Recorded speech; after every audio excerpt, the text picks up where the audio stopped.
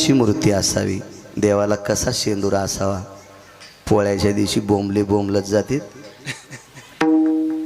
इथं बोट लाव तिथं लाव. मारुती सटवाई एक आसराच कळणं लागला शेंदूर पुसायला कुठे बी आपला. मसुबा आहे का तो. या देवाची कृपा विटेवरच्या मालकावर 9 वेळेस झाली. मारुतीरायाची कृपा पंढरपुरातल्या मालकावर 9 वेळेस झाली. 9 वेळेस. त्रेतायुगात इतकी कृपा झाली, इतकी कृपा झाली. पंढरपुरातल्या मालकाची हरवलेली पत्नी याच्यामुळे सापडली. एवढी कृपा आहे त्याची. जगाच्या मालकाची हरवलेली पत्नी सापडून द्यायची ताकद त्याच्यात आहे.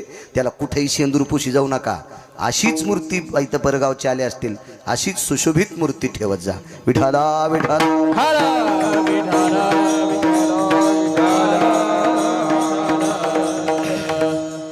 तारखेच्या संदर्भात श्री संपर्क करत होता. श्रीलाही धन्यवाद. बऱ्यापैकी यजमान कुटुंब आहे. शेतात पश्चिम महाराष्ट्रातल्या सारखं घर बांधलं. चांगली माणसं आहेत. असा आदर्श घ्यायला पाहिजे. थोडंसं बाजूला निघायला पाहिजे. शेतात जर एखादं फार्म हाऊस केलं आणि तिथं राहिलं की उठल्या उठल्या शेतच दिसतंय. त्या शेतातले प्रसन्न तरुण दिसतात, प्रसन्न तरू दिसतात, प्रसन्न पीक दिसतंय.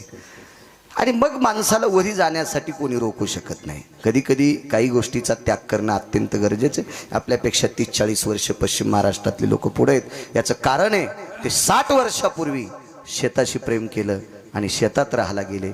छान वाटलं. यजमानाचं घर मळ्यात बांधलं. आनंदाचा योग आहे. विठाला विठाला.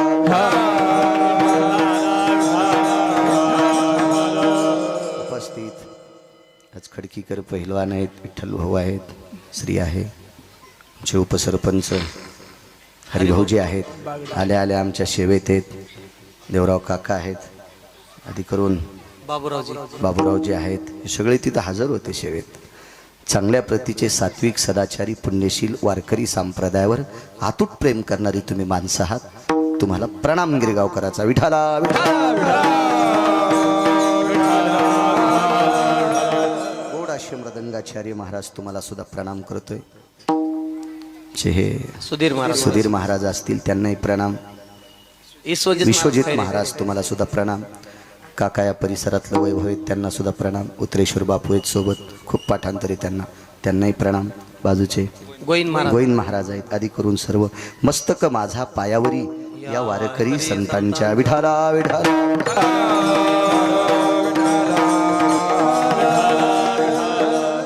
माझे तुकोब्बराय मारुतीरायाला शरण जातात. मारुतीरायाची एक बाजू बघत राहिली तर मारुतीराय शरीरानं वानर येतं. वानर. पण बाकीच्या बाजू जर बघत राहिल्या, श्रीमंतीची बाजू बघत राहिली तर वानराला खिसा नाही, बँक नाही, जमीन नाही, काय नाही. वैभवाच्या बाबतीत जर आर्थिक बाबतीत विचार केला तर मारुतीरायाकडे काय, त्याच्याकडे असा काही लवाजवा नव्हता.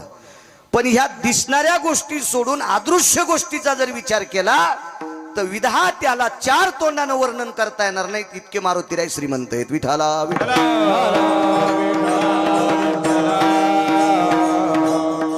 तुकोबाराय शरण जाण्याचं कारण सांगतो. द्वापार युगामध्ये पंढरपुरातल्या मालकानं ठरलं भजन करणाऱ्याला दिल्लीची गादी द्यायची. त्या काळातलं सांगतोय. आता आपल्या लोकांनी याच्यात पडायचं नाही. आमचा एक पाहुणा आहे, त्याला मस्त गाता येत होतं. त्यानं 3.5 एकर जमीन, 19 म्हशी, 44 गाई आणि 35 शेळ्या इकल्या. निवडून तर आलात नाही सदस्याला. आता नाशिकला इटा उचली ते ग्रामपंचायत. ती त्याला म्हणलं उभं राहू नको. ते म्हणलं तुम्हाला आमचं खपतच नाही. म्हणलं आता कसं गार लागायले, तिकडे हवा चांगली आहे. म्हणलं जात जा इटा उचलायला. त्यामुळे आहे का नाही, ज्याला जी कोणालाही साजत नसते आहे का ना पुरा. जयाचा व्यवहार तयासा जयाचा व्यवहार तयासा जयाचा व्यवहार जयाचा व्यवहार तयासा. तुका म्हणे काय बोलोनिया फार जयाचा व्यवहार तयासा व्यवहार तयासा. तुका म्हणे काय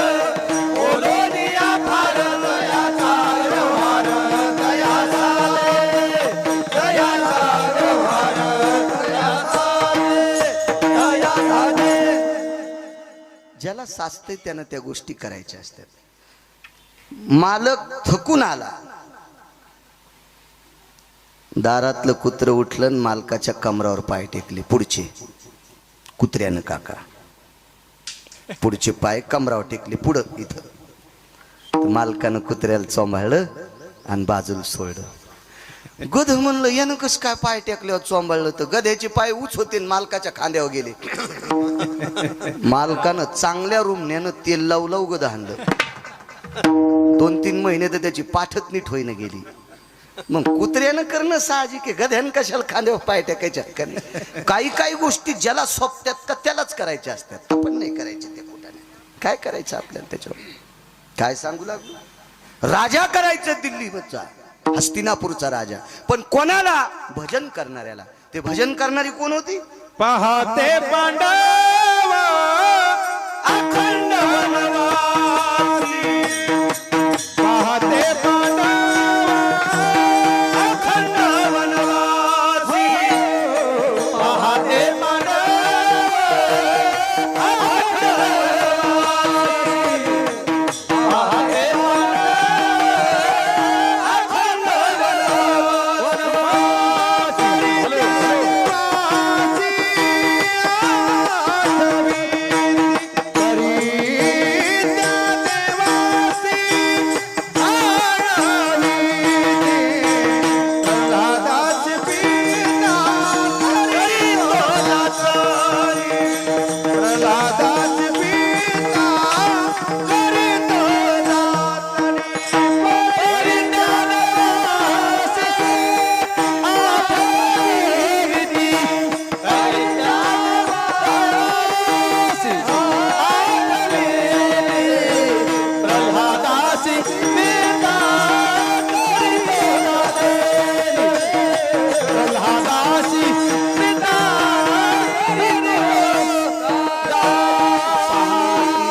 अखंड वनवासी परी त्या देवाशी आळविती. पांडव भजन करणारी होती. पांडवामध्ये एक व्यक्ती तासा भजन करायचा, झोपी गेल्यावर पण भजन. तयाची वरुथा काया रोम घोकीत नारायणा. अर्जुनाच्या अंगावरचे रोम कृष्ण कृष्ण नारायण नारायण म्हणायचे. द्वैपायनाय मुच्यते नाम यत्प्रधी कायानाम स्थितो नामने द्वैपायनाय जयम कृष्णाय मुच्यते नमः. नैवम गिरगावकर लिखितम. पुरावा आहे पुराणाचा की झोपी गेल्याच्या नंतर ज्याच्या अंगावरचे रोम कृष्ण कृष्ण म्हणतात ते सामान्य भजने असेल, साधा भजने असेल, तो याच्या पलीकडचं बघा. आपण त्यांच्या पायाला चिटकल्याची मातीच्या कणाची सुद्धा बरोबरी करू शकत नाहीत भजनाची. अहो अज्ञातवासात ज्या बाईनं 48,324 दाश्या हाताखाली कामाला ठेवल्या, 48,324 गोळ्या नाही संपल्या माझ्या, वाचून सांगतोय. 48,324 दाश्या होत्या भांडे घासायला. आणि त्या बाईला दुसऱ्याचं शेण काढायची वेळ आली आणि शेण काढता काढता मालकीने सांगितलं दळायला बस जात्यावर, तर दळता दळता सुद्धा पंढरपुरातल्याच गीत गायलं. इतकी भजन करणारी परंपरा पांडवाच्या कुळातली होती. तिचं नाव होतं द्रौपदी. आणि अशा लोकांना हस्तिनापूरची गादी मिळावा हे पंढरपुरातल्या मालकाचा भाव होता. पण भानगड अशी झाली सज्जनांनो, ज्यांच्याकडून हिसकून घ्यायची त्यांच्याकडं माणसं निष्ठावंत होते. निष्ठावंताला किंमत असते बरं का, कशात बी. निष्ठेनं भजन करतो का त्याला किंमत आहे. लोकांना बरं म्हणावं असं यासाठीच भजन करीत असेल तर तो पांचट आहे. त्याच्यापेक्षा लोकनाट्यातली माणसं कितीतरी चांगले. विठाला विठाला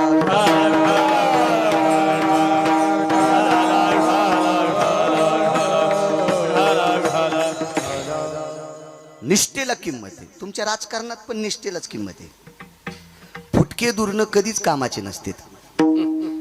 फुटल्याला दुरण जेवायला वाढलं की चपाती येऊस तरच वरण गळून गेलं, कोरडीत चपाती खावा लागते.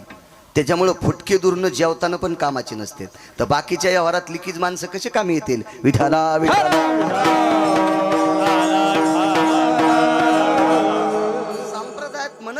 काका मी चांगलं भजन करतो, मी चांगला पकवाद वाजितो, मी चांगलं कीर्तन करतो, आपल्यामुळे परमार्थ नाही.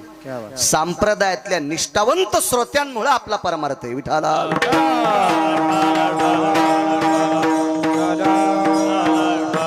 परवाच्या दिवशी एक जण भेटलं, ते म्हणलं आपला स्वर लय खास आहे. म्हणलं तू स्वर लय चांगला आहे, पण तू मलंग भाईवानी कपडे घाली, तू बरमुडा घाली, तू नाही, तू लायकी आहे का? आणि तुला आम्ही वारकरी म्हणावं, आमचे पूर्वज नरकाला जातील. विठाला विठाला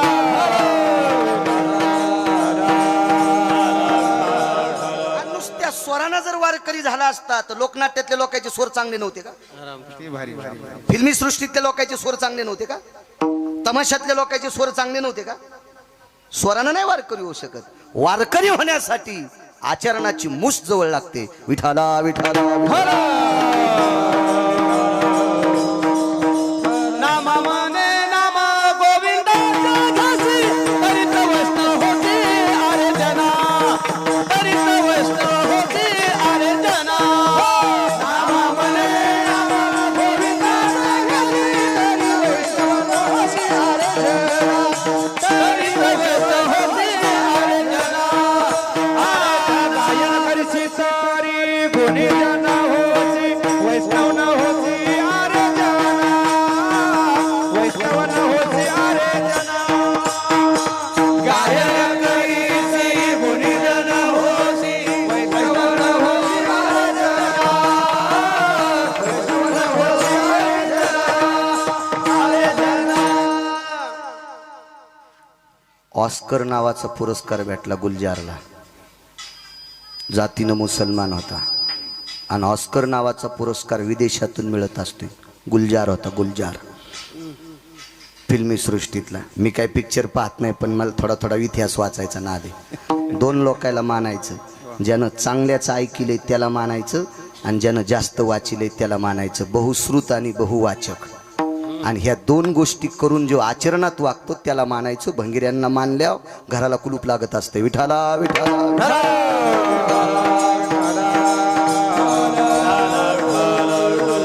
निष्ठा सज्जनांनो. अहो झोपी गेल्यावर रोम कृष्ण कृष्ण म्हणते, साधी गोष्ट आहे. त्याच्या भजनाची ताकद इतकी मोठी होती. पंढरपुरातला मालक पिसा झाला. पिसा म्हणजे येडाच ना. नवल पिस कोणाचं लागलं होतं देवाला? हा, नवल पिस लागलं. नवल पिसा म्हणजे येडा. येडा झाला पंढरपुरातला मालक. कोपे तरी निवांत साहे, तरी बुझावीत जाये. रागावला, मान खाली घालीत होता पंढरपुरातला मालक. आणि अर्जुन जर रुसला तर मानाखाली हात घालीत होता. पार्था उठ रे, उठ पार्था, नको रागावस, कशाला असं करतोस? विश्व ज्याच्या ताब्यात येते, जगाच्या मालकानं इतका अर्जुनासाठी खाली यावा. निष्ठावंत वारकरी, आणि यांना गादी भेटणं गरजेची. पण भानगड अशी झाली, तिकडच्या बाजूनं निष्ठावंत लोक आहेत. भीष्माचार्य, कृपाचार्य, द्रोणाचार्य आणि कर्ण. चौघायचीच नाव सांगतो, चौघायचीच नाव. कर्ण कोण? भारतीय युद्धातला मानवी सिंह कर्ण. भारतीय युद्धातला मानवी सिंह कर्ण, ज्याचं शौर्य पाहिल्याच्या नंतर मारुतीराय रडत होते. एके दिवशी रंगनाथ गुरुजी परभणीकर सांगायचे, तुमच्या ऐकण्यात हे का नाही काय माहीत, मी पण गुरुजींना पाहिलं नाही, पण मला चांगल्या लोकांचं वाचा वाटतंय. गुरुजीनं एका हिंगोली जिल्ह्यातल्या मारुतीरायाच्या पुढे हा प्रसंग सांगितला होता. मला चांगल्या लोकांच्या लिहिलेल्या वह्या चांगल्या लोकांकडनं घेत असतो मी. चांगल्यांचं पाहिलं पाहिजे माणसाने. मराठवाडा जर परभणी जिल्हा प्रसिद्ध भारतात झाला असेल किंवा महाराष्ट्रात झाला असेल, ती रंगनाथ गुरुजींची कृपा आहे. कारण राजराजेश्वर शास्त्री गुरुजींच्या पायात बूट असल्यावर लोटांगण घालीत होते. असा काशीतला महापंडित ज्यांच्या बुटासगट पायावर लोटांगण घालायचे ते रंगनाथ गुरुजी म्हणजे प्रत्यक्ष ज्ञानसूर्य होते. आणि गुरुजी म्हणायचे, एकदा युद्ध प्रसंगामध्ये अर्जुनाच्या रथावरची पताका ओली झाली, ओलसर झाली, ओलसर. तर भगवंतांना असं पाहिलं तर पताका फडकत नव्हती, ती ओली झाली. ओला कपडा फडकत नसतो ना जास्त, अशी ती ओलसर झाली. तर विटेवरच्या मालकाने रथ हाकता हाकता असं हात केला आणि पाहिलं तर पताका ओलसर होती. युद्ध संपल्यावर संध्याकाळी मारुतीरायाची भेट घेतली. का म्हणे, पताका कस काय ओली झाली? ध्वजस्तंभावरी वानरू, ते मूर्तिमंत शंकरू, तुम्ही प्रत्यक्ष शंकर आहात, ध्वजावर आहात, ही ध्वज कस काय ओली झाली? मारुतीरायानं सांगितलं, प्रभू कर्णाचा पुरुषार्थ पाहिल्यावर माझे डोळे पाझरत होते आणि माझ्या पाझरलेल्या डोळ्यानं पताका ओली होती. महाराज कर्णाचा पुरुषार्थ पाहिल्यावर मारुतीनं रडावा. काय ताकद असेल? वैकुंठवासी रंगनाथ गुरुजी परभणीकरांचा पुरावा आहे. विठाला विठाला विठाला.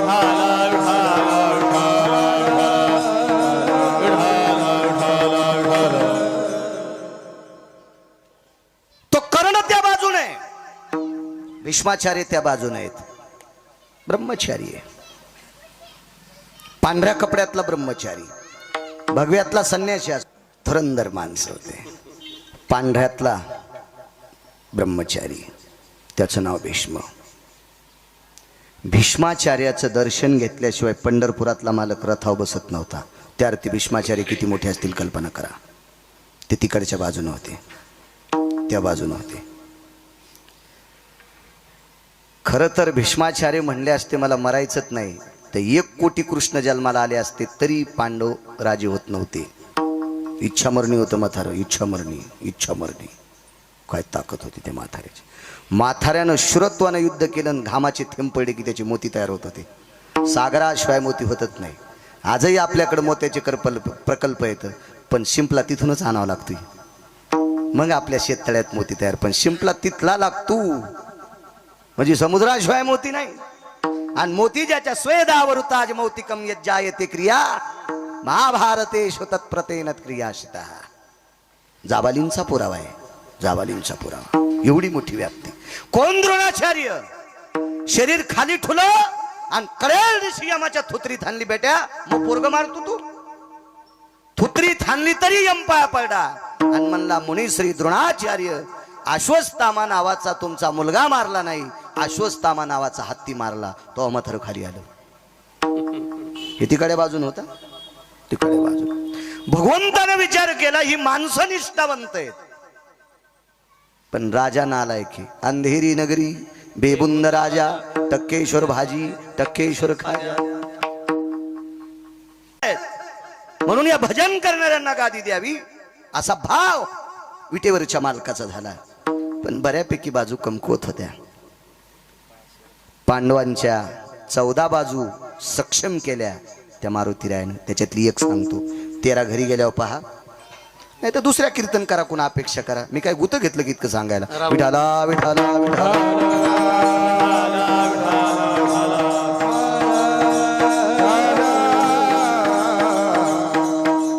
एक एक प्रबळ होणं अत्यंत गरजेचं आहे.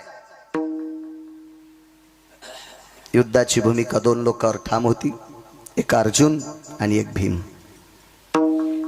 धर्म हा सत्यवादी आहे.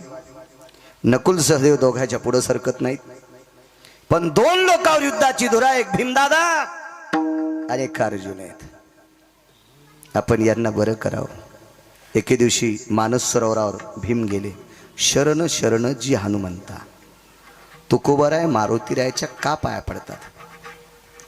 पंढरपुरातल्या मालकाचं भजन करणारी व्यक्ती तुकोबाराय आणि पंढरपुरातल्या मालकाचा संकल्प पणाला नेणारे मारुतीराय. पंढरपुरातल्या मालकाचं भजन कोण करतंय? तुकोबाराय. आणि पंढरपुरातल्या मालकाच्या अंतःकरणातल्या इच्छा पूर्ण करायची ताकद मारुतीराय. आपल्या मालकाच्या इच्छा पूर्ण जो करतो त्याचं नाव मारुतीराय. म्हणून त्याच्या पाया पडायचे. काय इच्छा पूर्ण बघा. मानस सरोवरावर ज्या वेळेला भीमदादा पोचले, भीम तिथे पोचल्याच्या नंतर सांगितलं होतं स्नान कर आणि फुलं घेऊन ये. मानस सरोवरावर काका सुवर्ण कमळाची फुलं होती, फुलं होती सुवर्ण कमळाची. आता भीम हा राजपुत्र आहे. सत्ता, संपत्ती आणि तारुण्य 3 गोष्टी एकत्रित आल्या की माणूस थोडस इकडे तिकडे पळतो. सत्ता, संपत्ती आणि तारुण्य, ह्या 3 गोष्टी. सत्ता आहे, संपत्ती आहे, तारुण्य, तिन्ही गोष्टी एकत्रित असून बायकोने केलेला जर स्वयंपाक खात असेल तर समजायचं त्याचा स्वर्गात संसार आहे. सत्ता, संपत्ती आणि तारुण्य 3 गोष्टी असताना 2-2 महिने बायकोने केलेल्या चपात्या खात नसेल, समजायचं श्रीमंत आहे, पण मसन वाट्यात फुकायला आहे. विठाला विठाला.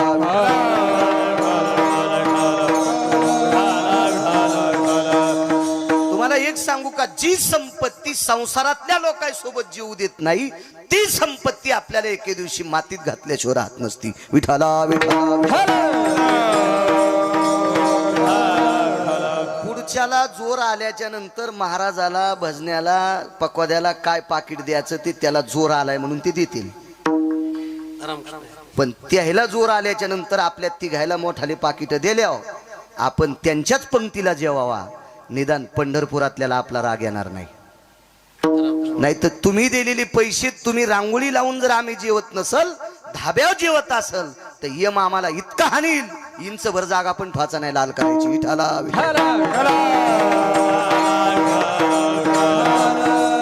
नियम प्रत्येकाला. तुमची वाभारे काढायची ना आमचे तसे ठवाचे का? दुसऱ्याचं कुसळ पाहतून तू मुसळ दिस नका सुंबळ्या तुला, आहे का नाही? आपल्याला पण नियम सांगितलेत. विठाला विठाला. मी सांगत नाही, उत्तर भारतातल्या एका साधूचे 4 श्लोक मी ऐकले. तो काय माणूस साधा नव्हता, तो कृपालूजी महाराजांच्या तालमीतला महाराज. कृपालूजी महाराज म्हणजे वेदाचा क्रम सांगणारा माणूस. मला अजून नाही सापडला, अजून नाही. मला पुराण फार आवडते. मी पुराणातले 2च बादशाह पाहिले, धर्मभास्कर वक्ते बाबा आणि एक माधव महाराज मगर सुरजखेडकर. त्याच्यानंतर उत्तर भारतातले साधू कृपालूजी महाराज ज्यांनी प्रेम मंदिर बांधले. वेदाचा क्रम सांगणारा माणूस. श्लोक सांगितल्याच्या नंतर क्रम सांगावा. सामान्य गोष्टी हरिपाठ दिवस होतोय आमचा, होतोय गडबडीत कधी कधी, माझा तो होतोय एखाद्या वेळेस असं गडबडीत म्हणायला लागल्यावर.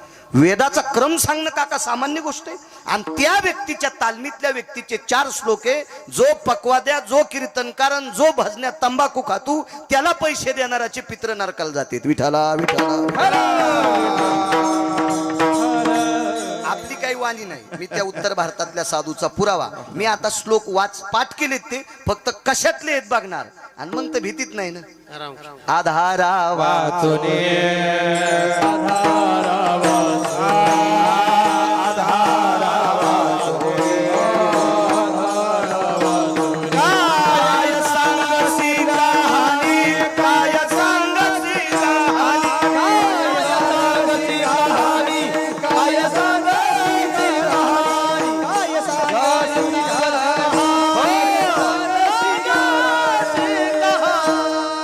आधारा वाचोनी काय सांगशी कहाणी.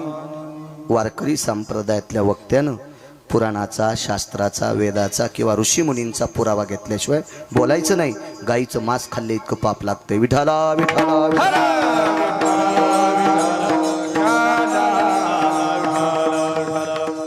मानस सरोवर गेले. राजकुमार होते इंद्रप्रस्थाचे. भीम इंद्रप्रस्थाचे राजकुमार. एका पवित्र कुळातला बालक आणि पंढरपुरातल्या मालकाशी नातं असलेला व्यक्ती. भीमाच्या अर्जुन नावाच्या भावाला पंढरपुरातल्या मालकाची सख्खी बहीण होती. नातं किती गोड असेल कल्पना करा. सुभद्रा ही विटेवरच्या मालकाची बहीण आहे. नातं हे पुढचं, त्याच्या अगोदरचं नातं हे आत्याची पोरं होते.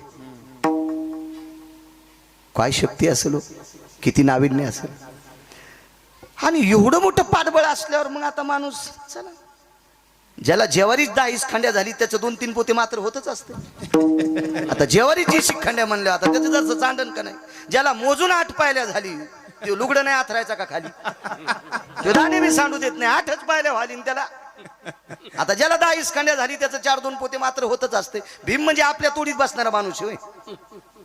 काय व्याप्ती असेल त्याची. जगातल्या कोण्या पैलवानानं पाय आपटिल्यावर झाड पडन पैलवानजी नाही ना. 2.5 किलोमीटर मध्ये झाड उभं राहत नव्हतं. भीमानं इमानदारीनं पाय आदळला की. रेल्वे जर वेगात गेली तर प्लॅटफॉर्म नुसता दरदर करतोय. पत्र पडतात का प्लॅटफॉर्मचे? नाही. भीमानं पाय आपटिल्यावर 2.5 किलोमीटर मध्ये काहीच उभं राहत नव्हतं. काय शक्ती असेल त्या भीमाची, काय नाविन्य असेल त्याचं. आणि त्या भीमानं मानव सरोवरात उडी टाकली. उडी टाकल्याबरोबर बाजूला संन्यासी बसलेला आहे, मारुतीराय. शरण शरण जी हनुमंता सांगते. आपल्या इतक्यात एक टाइम संपला तरी बस झालं. माझं मत आहे, मालकानं आऊत हाणायला सांगितलं ना, मग पाळी किती एकरची झाली ते सांगायची नाही, गवत फाचं नाही. शेल्याहून माती पडावा अशी पाळी पाहिजे. पाळी 3 एकरची घेतली आणि सारे फरकंडेच आणले. विठाला विठाला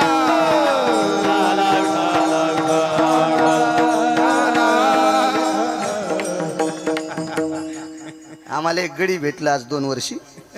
त्यानं बिना रुमण्याचं आऊत आणलं. मी त्याला 6 महिन्याचे पैसे त्याच्याकडे पटल्यावर मी म्हणलं तू आमच्यापासून आता सुट्टी, राहिलेले पैसे तू दुसऱ्याची तर चाल धरशील ते दिशा आणून दे, पण तू मोह काळ करशील. तू बिना रुमण्याचा आऊत आणायला तू मला मातीत घालशील, तू ह्यामुळं मला पाईपलाईनची इकावं लागन, तू काळ करतो या घरी. हो, कामाची नसतील अशी माणसं. उपद्रवी माणसं कधीच सांभाळायची नाही. उपद्रवी पाहुणे पण येऊ द्यायची नाही बरं. हा, 6 लोकांना पाहुणे सांभाळले, त्याचा सुपडा साफ झाला.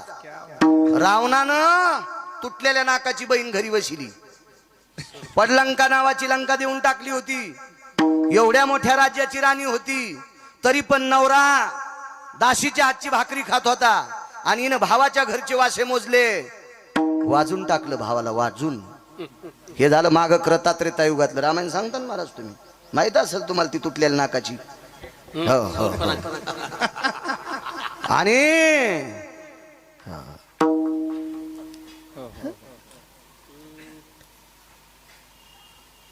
किती बहिणी होत्या रावणाला? काय आपण नव्हतो.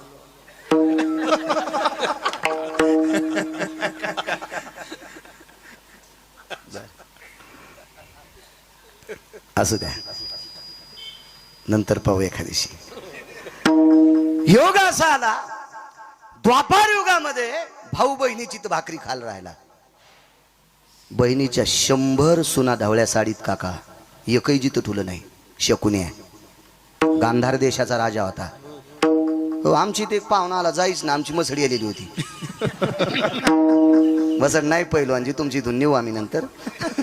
एरी म्हणाले आपल्याला एक वगार न्यायची त्याच्या मोठी न ग, बारीकशी नेऊ.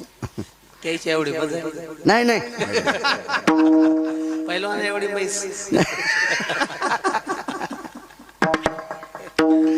मसडी आली, दूध दुभत होतं, पाहुणा जाईच ना. बरं नका का जाईन, आम्ही कीर्तनाला गेलो घरची घरी भांडणं लावू लागला ना. मला जे दिवशी कीर्तन नाही त्या दिवशी फवाऱ्यावर गेलो मी. गड्याला म्हणलं आपल्याला फवारा करायचा, ते म्हणलं कालच केला. मी म्हणलं 8 डबल करायचा. गड्याचं काय चाललं ते म्हणलं औषधाचा खराब आहे. म्हणलं औषध नाही, 10 रुपये चुन्यात डबी आण. चुना कालीला बकिटात, त्याला फक्त औषध ढवळं दिसावं त्या पाहुण्याला, आणि एक ढक्कनभर वासासाठी औषध टाकलं आणि फवारा त्याच्या पाठीवर द्याला. इंजनचा नाही, कुच्या. 2 टाक्या फवारल्या. 3ऱ्या टाकीला पाहुणा संडासून येतो म्हणला. 9 वर्ष झालं त्याची संडास झालीच नाही, पुन्हा आलाच नाही. मला माहित होतं आपल्या घरी सांभाळलं की आपल्याला 2-4 एकर इकायला इथे. असे भंगिरे पाहुणे भंगिऱ्या पाहुण्या कधी सांभाळायच्या नाही. घराचं वाटुळ होत असतं. विठाला विठाला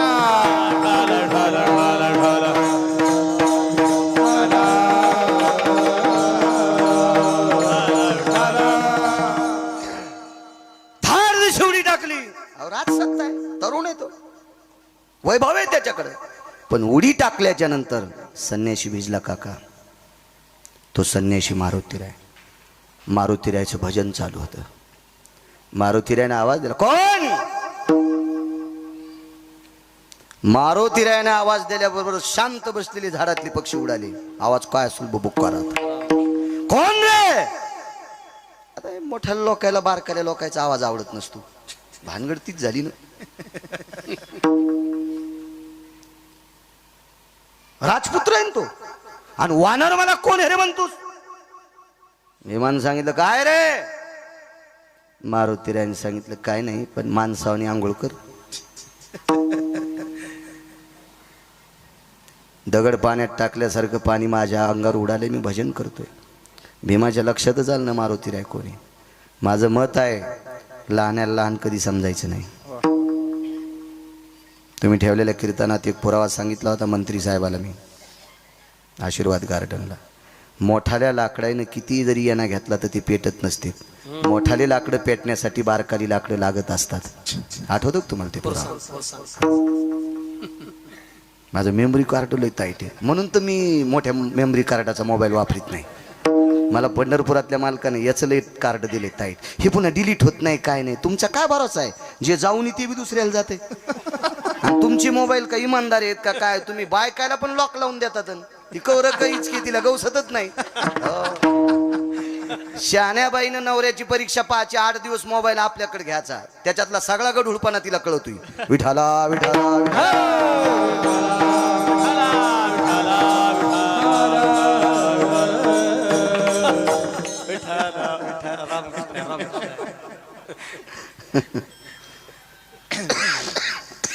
काय सांगू लागलो? उडी आणली. माणसासारखं स्नान कर. भीमाच्या लक्षात आले काय वाढणे रे सज्जनांनो, एखाद्या महात्म्याला एक जरी अभंग पाठ असेल आणि तो जर वारकरी संप्रदाय निष्ठेनं सांभाळीत असेल तर त्याचा उपहास करायचा नाही. काय होते माहिती?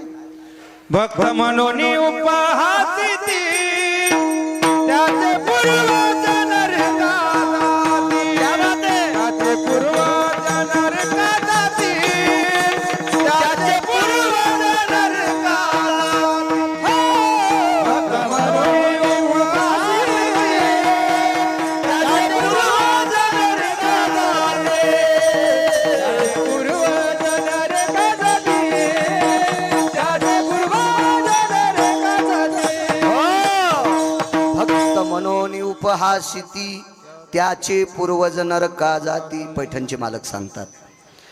ठीक आहे, एखादा सामान्य अहो अधिकारी लोक दिसायला सामान्य असतात. महत्व हरवी, चातुर्य लपवी, पिशेपण मिरवी आवडोनी, पूज्यता डोळा न देखावी, स्वकीर्ती कानी न ऐकावी. हे खऱ्या साधूचे लक्षण आहेत. आणि आपल्याला काय, आपण म्हणजे आग्या मावळाच्या माशा आहेत. हपक्या गाडीत बसून आला, कपडे भारीचे, 5-50 मुद्या येतात. 50 नसतात घालता येत वाटते. इतके काही झाबोटत नसतात ना इतके. आपण त्यांना मानतो. संप्रदाय अधिकाऱ्याला माना म्हणतो. ज्याचं आचरण गोड आहे त्याला मानायचं. देखाव्याला किंमत नाही. आंब्याच्या झाडाची सावली 1/2 एकर रानात पडीन, कैरीच लागेना.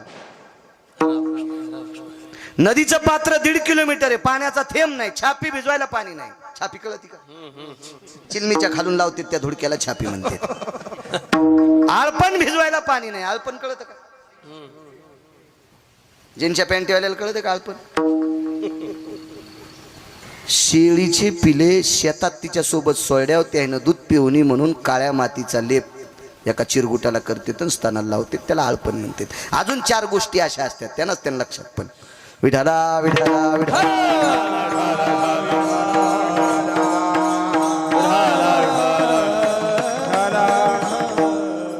म्हणून उपवासिती, त्याचे पूर्वज नरका जाती. नाही म्हणायला पाहिजे एखादा सामान्य. अहो 2 जरी अभंग पाठ असतील पण निष्ठेनं देवाचं भजन करतो त्याला किंमत आहे. निष्ठेने करतो त्याला किंमत आहे. हरी जनाची कोणा क्या बात आहे. वा गोविंदा नाही त्याची. मारुती रायनं सांगितलं रे माणसासारखं जगा. भीमा ऐकायला तयारच नाही. शेप जवळ गेले मारुती राय, शेपटीने आढा टाकला कमरेला आणि मेलेलं जनावर वढावा असं वडला. मृतायम प्रेतेषु यज्जायते पशुतुल्यानाम. महाभारत सांगते मेलेलं जनावर वढावा असा भीम पाण्यातून बाहेर वडला आणि कड्यावडीची ठोका हाणला. भीम बघतच होते मारुतीरायाकडे. अरे बापरे म्हणलं काय मुंग्या निघल्या रे. मारुतीरायानं भीमाकडे पाहिल्याबरोबर छातीला हात लावला. भीम म्हणले छातीला हात का लावला? ते म्हणला मी ज्याला ठोका हाणला तो आतापर्यंत वाचलाच नाही आणि तुला इतक्या ताकदीनं मारूनही तू मरत नाहीस त्याशी तुझे मायबाप कोण आहेत सांग.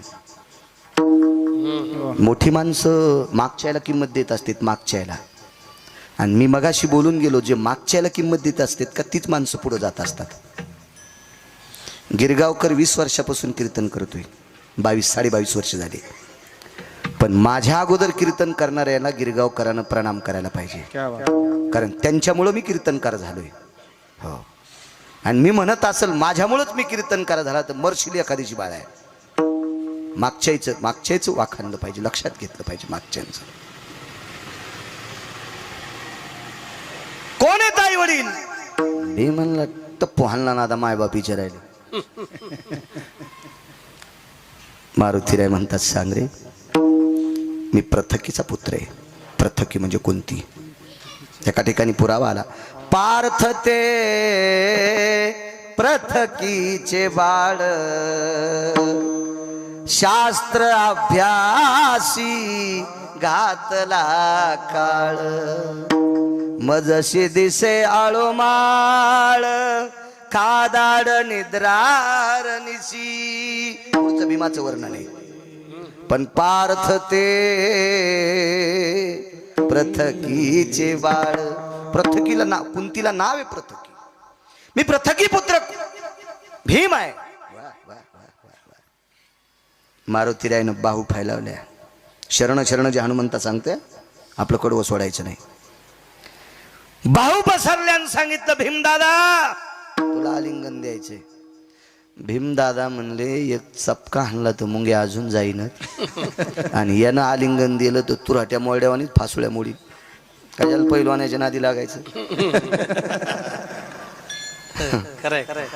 यायनं बुकी हाणणं म्हणजे जेसीबीनं झटका देणं. आज बऱ्यापैकी पैलवान आहेत मला वाटते. पुन्हा होते ना दिगंबरराव भोसले दिगंबरराव भोसले पहिला खडकीकर पैलवान. खडकी करता आहेत ते परिचय. आज यांचा परिचय झाला, त्यांनीच करून दिला. भीम काय आलिंगन द्यायला तयार नाही.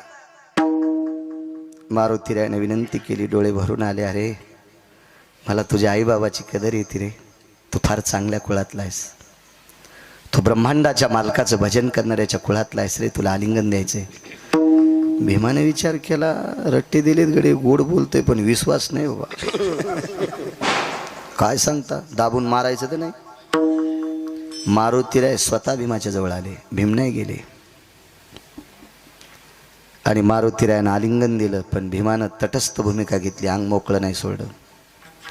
म्हणून 4 अंग मारुतीरायच्या अंगाला लागले. माणसाला किती अंग आहेत? 8 अंग. 8 अंग अष्टांग. दंडाम धरणिस्थलेषु तत्रा जायतेन दंडाः ततलोटांगनं जगदानंद कथय कंदये यज्जायतेन अष्टांगयो. हातातली काठी ज्या वेळेला जमिनीवर पडते त्यावेळेला सगळी जमिनीला चिटकते. तशी अष्टाची अष्टांग लोटांगण घालावं याच्यावरून कळते अष्टांग आहेत. पण 4 अंग मारुतीरायला लागले. विठ्ठल भाऊ 4. आलिंगन सुटलं. मारुतीरायनं मानस सरोवरातलं पाणी घेतलं. संकल्प सोडला, ज्या अंजनी मातेच्या पोटी मी जन्म घेतलाय त्या अंजनीला आई म्हणतो. आणि अंजनीच्या व्यतिरिक्त जगातल्या प्रत्येक स्त्रीला मारुतीराय आई म्हणतात. आणि आई या दृष्टीनं जर जगातल्या प्रत्येक स्त्रीकडे जर मी पाहिला असेल आणि असा माझा संन्यास गोड असेल तर माझं अंग जिथं जिथं भीमाला लागलंय तितकं अंग वज्राचं हो. आणि भीमाचं अर्धांग वज्राचं झालं. चांगलं वागणाऱ्या ताकद किती मोठी असते बापू. भीम घरी गेले. विटेवरचे मालक द्वारकाधीश कृष्ण परमात्मा इंद्रप्रस्थात आलेले होते. मातोश्रीचं दर्शन घेतलं. कुंतीचं. भीमाचे डोळे पाण्याने ओले झाले. आईने विचारलं, बाळा काय दुःख आहे? काही नाही माय, मी लय चूक केली गे. एक आज मोठा महात्मा भेटला होता. आईचं दर्शन घेतलं होतं. पहा, ज्याच्या पायानं 2.5 किलोमीटर मध्ये झाड उभं राहत नाही तो माईच्या पाय पडतोय. आमच्या गावात 1 नंबरची आईची सेवा केली आमच्या शिवाजी काकांनी. गावात मी पण करतोय, पण कीर्तनात सांगतोय काका तुमच्या इतकी करता येईल शंका आहे. अतूट सेवा केली विठ्ठल भाऊ. इतकी सेवा की त्या सेवेला सीमा नाही. मी डोळ्यानं पाहत होतो ते. खूप सेवा. आईचं दर्शन घेतलं. पाठीवर थाप टाकली बाळा. थाप टाकल्याबरोबर पाठ कडक लागली पाषाणासारखी. दुखती पाठ.